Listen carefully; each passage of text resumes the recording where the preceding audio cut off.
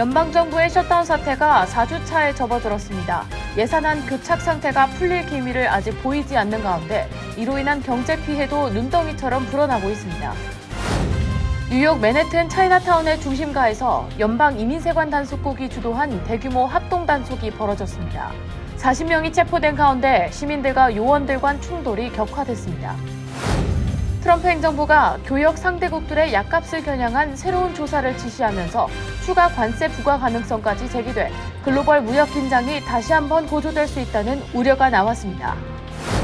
뉴욕 주민 약 14만 명이 가입한 오바마 케어 보험료가 내년부터 평균 40% 가까이 인상될 전망입니다. 캘리포니아주가 내년부터 임금체불 판결을 이행하지 않은 사업주에게 최대 3배의 민사벌금을 부과하도록 규정을 대폭 강화했습니다. 사상 최고가 행진을 이어오던 국제 금값이 하루 만에 5% 넘게 급락했습니다. 국제 은값도 큰 폭으로 떨어졌습니다.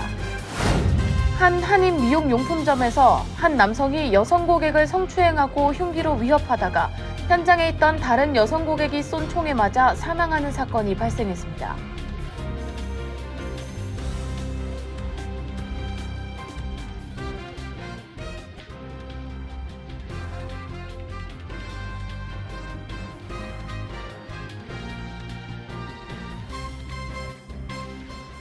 연방정부의 셧다운 사태가 4주차로 이어지고 있습니다.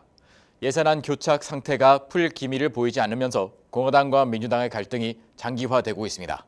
이로 인한 경제 피해도 눈덩이처럼 불어나고 있습니다. 김은지 기자의 보도입니다. 연방정부의 셧다운 사태가 22일째로 접어들며 역대 두 번째로 긴 기간을 기록했습니다. 4주차에 접어들었지만 여야의 예산안 대립은 계속되고 있고 정부 기능은 사실상 멈춘 상태입니다. 공화당은 사태 해결을 위해 임시 예산안 논의에 나섰지만 9월 이후 11차례 상원에 상정한 법안이 민주당 반대로 모두 부결됐습니다. 민주당은 법안에 건강보험 개혁법 관련 보조금 조항이 빠진 점을 문제 삼고 있습니다. 현재 공화당은 내년 1월 말까지 임시 예산안과 2026년 회계연도까지 정식 예산안을 함께 논의 중입니다. 일부 강경파는 핵 옵션까지 주장하지만 지도부는 신중한 태도입니다. 존 튠 공화당 원내대표는 정부 자금이 빠르게 소진되고 있다며 협상의 시급성을 강조했습니다. 경제적 충격도 확산되고 있습니다. 뉴욕타임스는 셧다운이 일주일 연장될 때마다 GDP가 0.1에서 0.2%포인트 감소하고 주당 최대 152억 달러의 손실이 발생할 수 있다고 전했습니다. 연방 대출기관 마비로 농민과 중소기업의 자금 흐름이 막혔고 저소득층은 정부 보증 대출을 받지 못하고 있습니다. 기업 투자 채용 지연과 고금리 대출 의존도 문제로 떠오르고 있습니다. 또 노동, 물가 통계 발표도 지연돼 연준의 금리 정책 판단이 왜곡될 가능성도 우려됩니다. 대각관은 무급휴직자 급여 미지급 가능성을 시사했고 연방 일자리에 의존하는 지역에서는 생계 위기에 처한 직원들이 무료 급식소를 찾는 사례도 증가하고 있습니다. 항만 통관, 항공편 지연 등 물류 병목 현상이 가시화되는 등 셧다운 여파는 전방위적으로 확대되고 있는 실정입니다. KBTV 뉴스 김은지입니다. 뉴욕 맨해튼 차이나타운의 중심가인 커널 스트리트에서 연방 이민세관 단속국 ICE가 주도한 대규모 합동 단속이 벌어졌습니다. 가짜 명품과 무허가 노점상 단속을 위해 진행된 이번 작전에서 시민들과 단속 요원들 간의 충돌이 빚어지며 시위로 이어지고 있습니다. 김은지 기자의 보도입니다. 어제 저녁 맨해튼 차이나타운 인근에서는 노점상을 하던 상인들이 황급히 물건을 치우고 달아나는 모습이 포착됐습니다. 연방 이민세관 단속국을 비롯해 국토안보부, FBI, 마약 단속국 등 여러 연방 기관이 참여한 합동 단속이 진행되면서 불법 노점상 단속과 위조 상품 판매 혐의자 체포가 이뤄진 것입니다. 곳곳에서는 시민들이 단속 요원에게 항의하며 고성이 오갔고 일부는 몸싸움을 벌이기도 했습니다. 한 요원이 격앙된 시민들을 향해 테이저건을 겨누는 장면도 목격됐습니다. 복면을 쓴 아이스 요원 수십 명은 상인들에게 신분증과 영업 허가증 제시를 요구했고 이때 신분을 증명하지 못한 약 40명이 체포돼 차량에 태워졌습니다. 놀란 상인들이 급하게 도망치는 과정에서 캐널 스트리트 일대는 교통이 완전히 마비됐고 시민 수백 명이 몰려 부끄러운 줄 알라고 외치며 항의 시위를 벌였습니다. 이번 사태에 대해 뉴욕시장 선거에 출마한 주요 후보들이 즉각 반응했습니다. 민주당 조람맘다니 후보는 이민자 노점상을 겨냥한 무모하고 공격적인 단속이라며 트럼프 행정부가 공포를 조장하는 권위주의적 행태를 반복하고 있다고 비판했습니다. 앤드류 쿠오모 전 뉴욕 주지사도 이번 단속은 정의보다 정치에, 안전보다 두려움에 기반한 연방 권력 남용이라고 지적했습니다. 충돌이 벌어진 캐널 스트리트 인근에서는 즉시 항의 집회가 열렸고 밤늦게까지 시민 수백 명이 연방청사 앞에서 시위를 이어갔습니다. 이민 단속으로 인한 혼란은 뉴욕만의 일이 아니었습니다. 같은 날 로스앤젤레스에서는 아이스 작전 중 연방 보안관과 불법 체류자로 추정되는 용의자가 총상을 입었고 시카고에서는 주거지역 추격전 끝에 체포 과정에서 충돌이 발생했습니다. 시카고 연방판사는 이후 최루탄 사용을 제한하고 단속 요원에게 바디캠 착용을 의무화하라는 명령을 내렸습니다. KBTV 뉴스 김은지입니다. 트럼프 행정부가 교육 상대국들의 약값을 겨냥한 새로운 무역 조사를 곧 개시할 예정입니다. 조사 결과에 따라 추가 관세 부과 가능성까지 제기되면서 글로벌 무역 긴장이 다시 고조될 수 있다는 우려가 나오고 있습니다. 신영주 기자가 전해드립니다. 미국 정부가 약값을 이유로 무역 압박에 나설 가능성이 커지고 있습니다. 영국 파이낸셜 타임즈는 현지 시간 22일 트럼프 행정부가 교역 상대국의 약값 실태를 점검하는 조사를 준비 중이라고 보도했습니다. 이번 조사는 1974년 무역법 제301조에 근거한 것으로 미국보다 약값을 낮게 책정한 나라들을 겨냥하고 있습니다. 트럼프 대통령은 최근 런던에서는 130달러에 살 수 있는 약이 뉴욕에서는 1,300달러라며 불만을 토로했습니다. 실제로 미국의 약값은 주요 선진국 대비 평균 3배가량 높은 것으로 나타났습니다. 대표적인 당뇨 비만 치료제 오젬픽의 경우 미국에서는 한 달치가 936달러지만 캐나다에서는 147달러, 프랑스에서는 83달러에 불과합니다. 트럼프 대통령은 제약사들에 대해 미국에도 가장 낮은 가격으로 공급할 것을 요구해왔으며 이를 거부할 경우 관세 등 무역 조치를 경고해왔습니다. 실제로 화이자와 아스트라제네카는 일부 약값을 내리기로 합의했고 노보노디스크와 일라이릴리도 백악관과 가격 문제를 협의한 것으로 전해졌습니다. 전문가들은 이번 조치가 현실화될 경우 한동안 잠잠했던 글로벌 무역 긴장이 다시 불붙을 수 있다고 내다봤습니다. KBTV 신영주입니다. 뉴욕주 주민 약 14만 명이 가입한 오바마케어 보험료가 내년부터 평균 40% 가까이 인상될 전망입니다. 캐티 호코 뉴욕 주지사는 보험료 급등이 연방의회 공화당의 보조금 연장 거부 때문이라며 강하게 비판했습니다. 보도에 신영주 기자입니다. 뉴욕주 오바마케어 가입자들의 의료비 부담이 크게 늘어날 것으로 보입니다. 캐시 호컬 뉴욕 주지사는 지난 21일 연방의회 공화당이 올해 만료되는 오바마케어 보조금 연장을 거부하면서 약 14만 명에 달하는 주민들이 내년부터 보험료 급등에 직면하게 됐다고 밝혔습니다. 오바마케어 보조금은 코로나19 팬데믹 당시인 2021년에 도입된 정책으로 소득 상한선을 배제하고 소득 대비 일정 비율을 넘는 가입자에게 제공돼 왔습니다.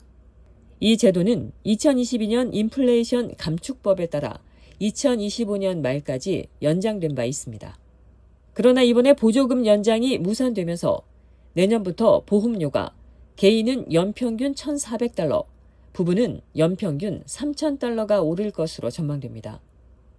뉴욕 주정부가 발표한 지역별 예상 인상률을 보면 뉴욕시는 약 38%가 올라 월 211달러가 늘어나고 모호크밸리는 49% 인상으로 월 270달러가 올라 가장 큰 폭의 상승이 예상됩니다.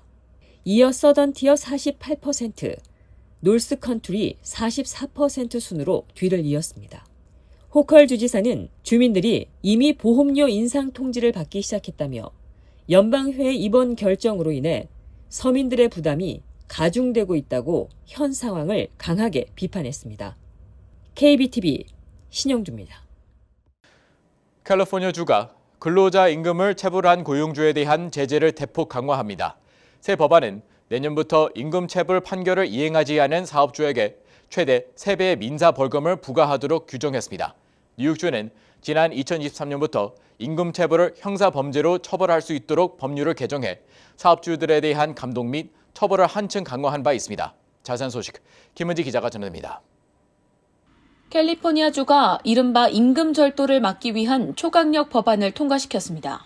개빈 뉴섬 캘리포니아 주지사가 최근 서명한 주상원 법안은 법원으로부터 임금 체불 판결을 받고도 180일 이상 지급하지 않은 고용주에게 원금의 최대 3배에 달하는 민사벌금과 이자를 부과하도록 명시했습니다.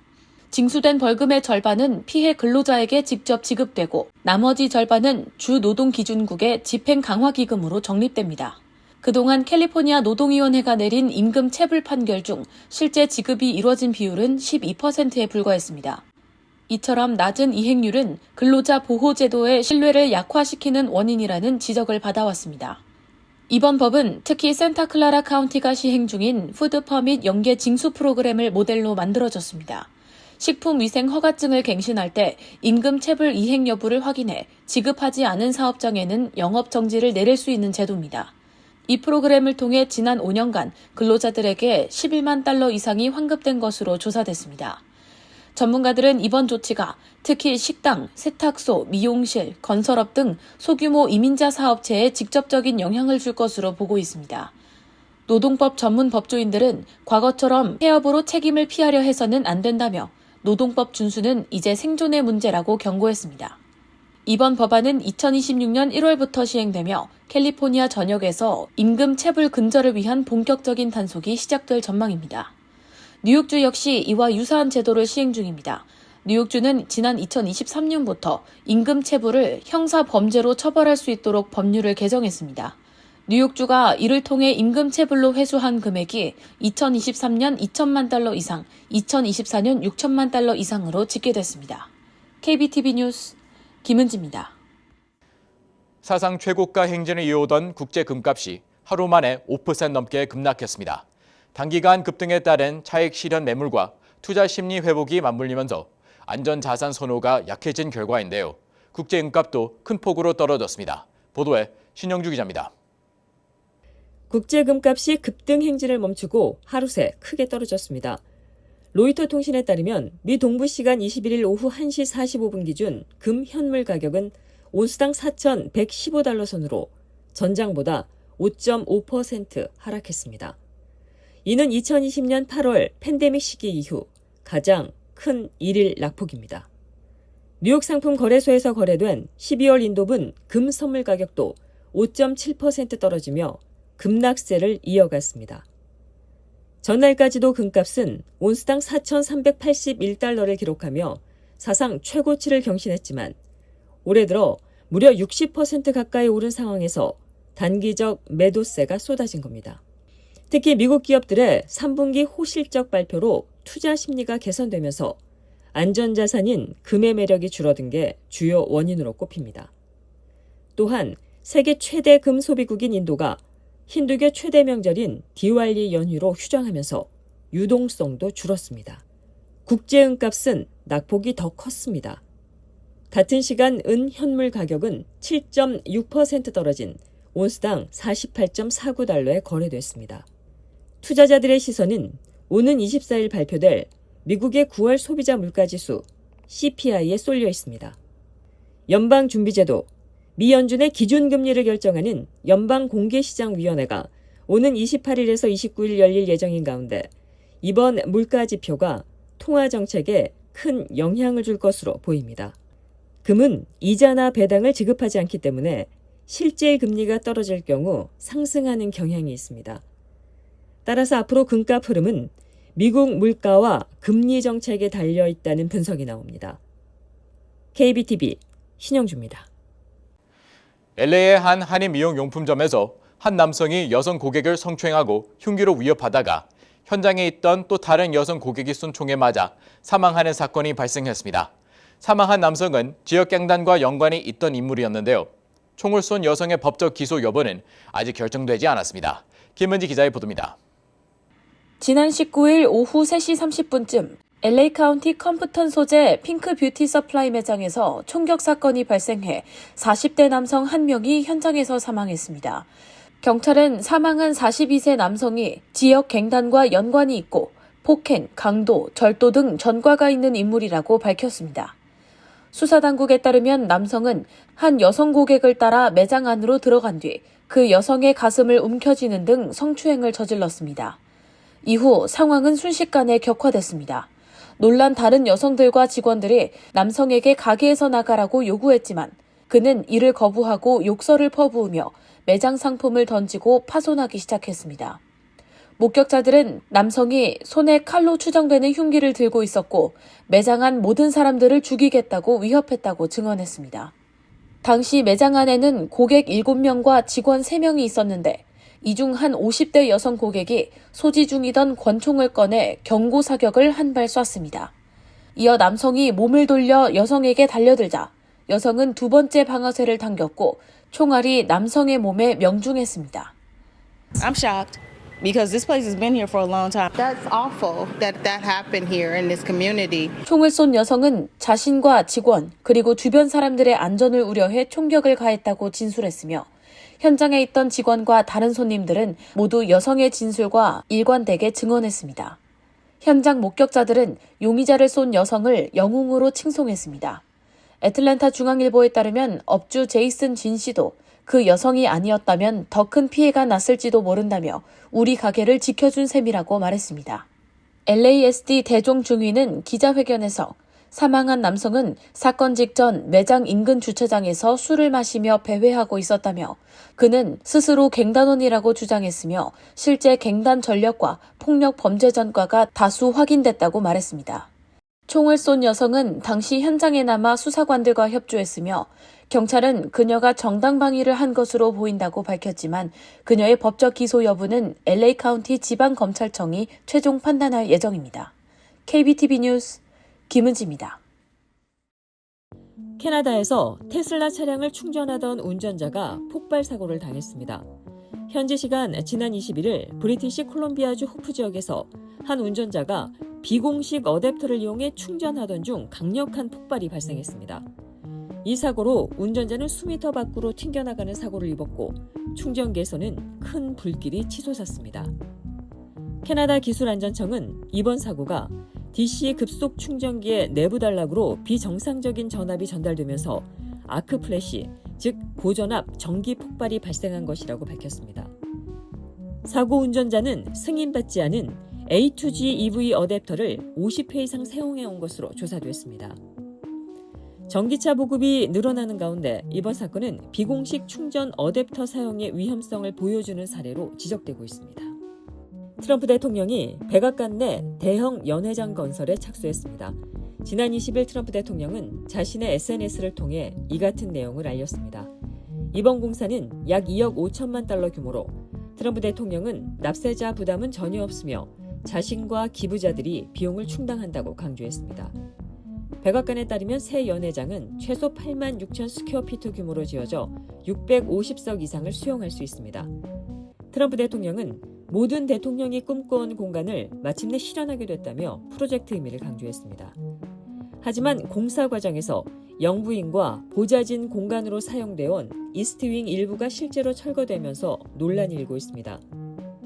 트럼프 대통령은 기존 건물에 영향을 주지 않겠다고 밝혔지만 굴착기가 투입된 철거 장면이 온라인에 퍼지며 논란이 확산되고 있습니다. 트럼프 대통령은 임기 내 완공을 목표로 하고 있습니다. 캄보디아에서 한국인 대학생이 고문 끝에 살해된 사건의 주범이 과거 강남학원가 마약 사건 공범으로 확인됐습니다. 한국국가정보원은 국회정보위원회에 보고한 자리에서 사건 발생 사흘 만에 정보를 입수해 8일 만에 주범을 특정했으며 현재 추적 중이라고 밝혔습니다. 이 인물은 2023년 강남 대치동 학원가에서 마약 음료를 미성년자들에게 제공한 뒤 금품을 갈취하려고 한 사건의 총책 리모 씨와 함께 활동했던 것으로 드러났습니다. 국정원은 또 캄보디아 내 연예빙자 사기, 이른바 스캠 범죄에 한국인 1000에서 2000여 명이 가담한 것으로 추산했습니다. 지난 6월에서 7월까지 현지 경찰에 적발된 피의자 3000여 명 가운데 한국인은 57명이었습니다. 주 캄보디아 한국대사관은 최근 2년간 접수된 납치, 감금 사건 중에 약 100여 건이 아직 해결되지 않았다고 전했습니다. 뉴욕 총영사관 등 주요 재외공간의 장기 공백이 이어지고 있습니다. 한국국회 외교통일위원회 김건 의원이 외교부 등에서 받은 자료에 따르면 전 세계 173개 재외공간 가운데 현재 대사직이 비어있는 곳은 25곳, 총영사가 공석인 곳은 17곳으로 총 42곳에 공관장이 없는 상황입니다. 한국 정부는 지난 6월 말 미국을 포함한 주요 공관장들에게 후임자 인선 없이 2주 내 이임을 지시했지만 인사 절차가 늦어지면서 공백이 장기화되고 있습니다. 특히 30만 명 이상의 동포를 관할하는 뉴욕 총영사관은 수개월째 총영사가 부재한 상황입니다. 현재는 차석 대사나 부총영사가 대행을 맡고 있지만 재외국민 보호와 같은 긴급 사안에서는 한계가 있다는 지적이 나옵니다. 잠시 후 커뮤니티 브리핑을 전해드립니다.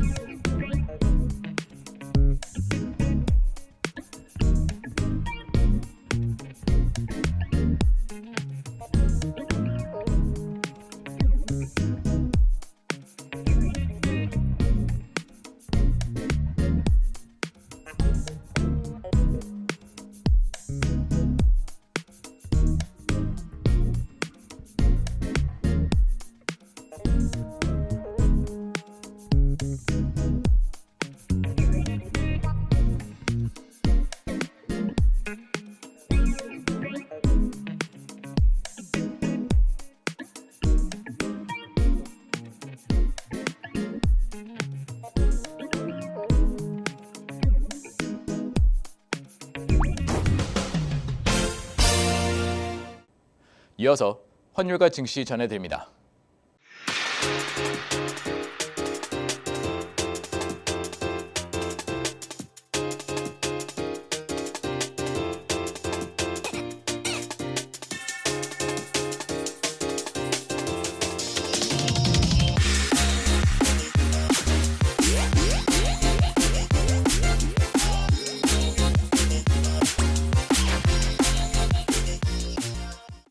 잠시 후 뉴욕과 뉴저지 날씨 전해드립니다.